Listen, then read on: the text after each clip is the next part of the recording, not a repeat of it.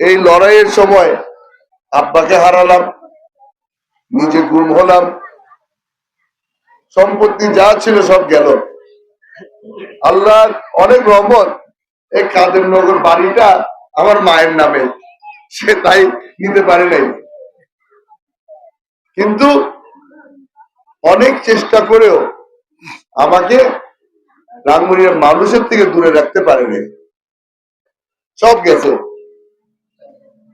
কিন্তু আব্বা আমার জন্য ভালো মানুষ রেখে গেছে, আব্বা আমার জন্য মানুষের ভালোবাসা রেখে গেছে।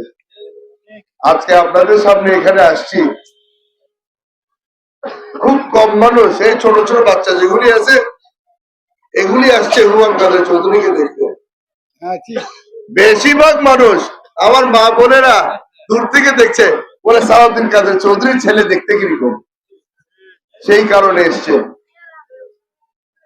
আফসোস, তারা সবাই অপেক্ষা করছিল 6 ফুট 2 ইঞ্চি লম্বা মানুষকে দেখতে। আমি আমার বাপের মতো লম্বা না, কিন্তু আমার বাপের থেকে একটা জিনিস পেয়েছি, আমার বাপের সাহস। 17 বছর আব্বার পাশে থেকে, 7 বছর আব্বার পাশে থেকে লড়াই করেছি, তারপরের 10 বছর নিজ নিজ লড়াই করেছি। এই লড়াইয়ের সময় আব্বাকে হারালাম, নিজে গুম হলাম, সম্পত্তি যা ছিল সব গেল। আল্লাহর অনেক রহমত, এই কাদেরনগর বাড়িটা আমার মায়ের নামে, সে তাই নিতে পারে নাই। কিন্তু অনেক চেষ্টা করেও আমাকে রাঙ্গুনিয়ার মানুষের থেকে দূরে রাখতে পারেনি। এখন রাঙ্গুনিয়ার মানুষ আমাকে, আমার বাবাকে, আমার পরিবারকে কতখানি ভালোবাসে, এটা প্রমাণ দেওয়ার একটা সময় চলে এসেছে, একটা সুযোগ চলে এসেছে। 12 তারিখ রাত্রে পুরা বাংলাদেশ জানবে সালাউদ্দিন কাদের চৌধুরীকে রাঙ্গুনিয়া কতখানি ভালোবাসে। আমাকে অনেকজনে এসে এসে বলে এই ভোটটা হাড্ডাহাড্ডি লড়াই হবে। অনেকবার বলার পরে আমার মধ্যেও একটা সন্দেহ জাগে, এবার কি আসলে হাড্ডাহাড্ডি লড়াই হবে রাঙ্গুনিয়ায়? না, মানুষের ভালোবাসা, মানুষের আন্তরিকতা, এই গত 3 সপ্তাহে যা দেখলাম,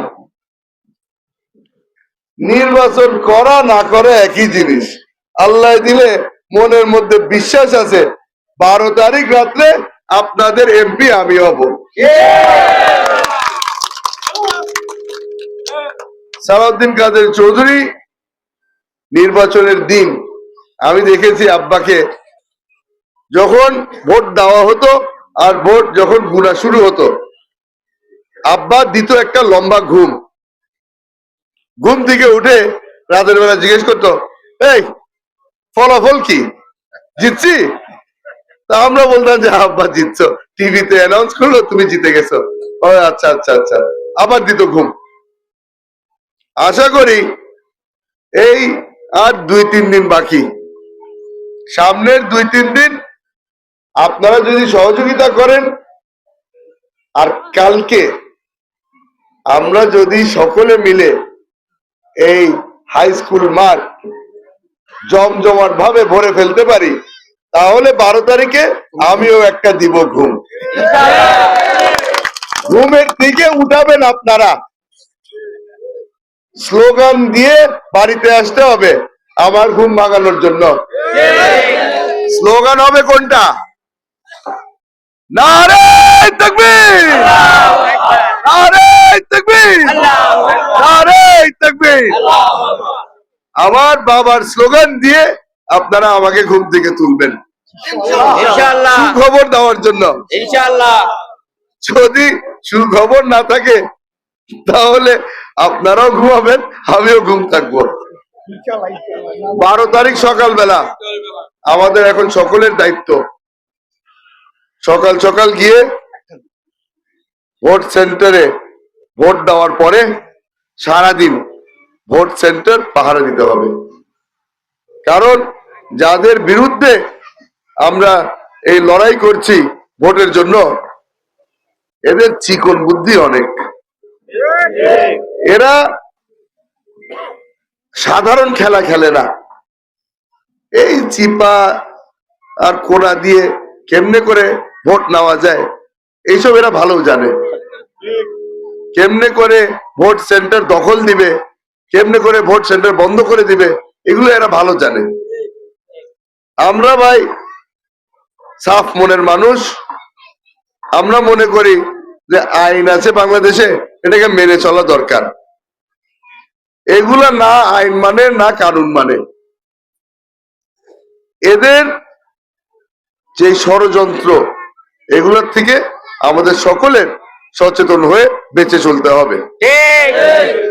আপনাদেরকে অনুরোধ করব, এগুলি যারা মঞ্চে আছে সবগুলোকে ভালো করে চিনি আমি, সবগুলি মেজাজি মানুষ প্রত্যেকটা।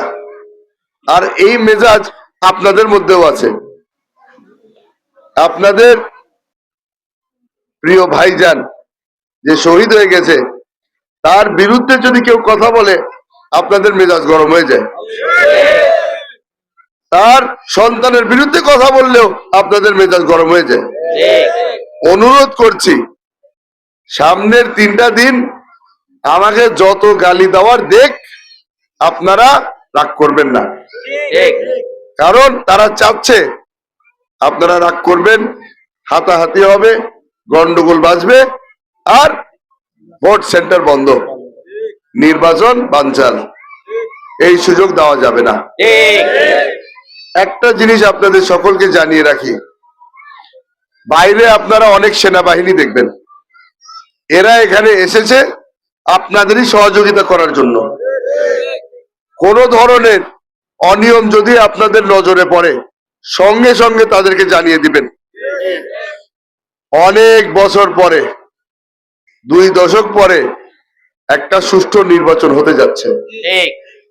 তারা এখানে সহযোগিতা করার জন্য এসেছে, কিন্তু আমাদের তাদেরকে সহযোগিতা করতে হবে। আশা করি সকলে মিলেমিশে একটা সুন্দর নির্বাচন দেখতে পাবো। সকলেই যেই ভোটের জন্য, যে ভোটের অধিকারের জন্য 17 বছর আমরা সকলে লড়াই করেছি, সেই ভোটের অধিকার এবার আমরা প্রয়োগ করতে পারবো ইনশাআল্লাহ। আপনাদের সবাইকে আমি ধন্যবাদ জানাচ্ছি।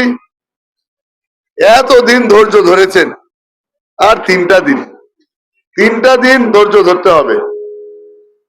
ধৈর্য ধরার সাথে সাথে কাজ করতে হবে, বাড়িতে বাড়িতে গিয়ে ভোট চাইতে হবে। কালকে সকাল সকাল আপনাদের এই মাঠ আপনাদের ঘরের দুয়ারে, এই মাঠ আপনাদের দখলে হইতে হবে ইনশাআল্লাহ।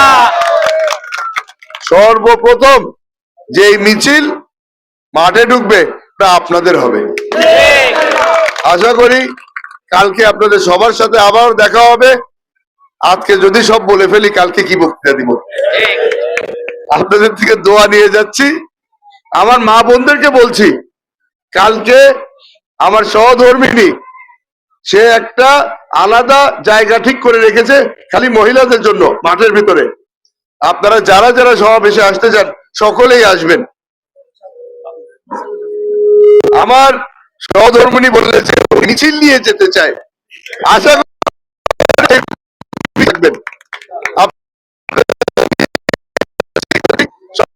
জিনিস দায়িত্ব দিয়ে যাচ্ছি। দায়িত্ব আপনাদের, ভোট আপনাদের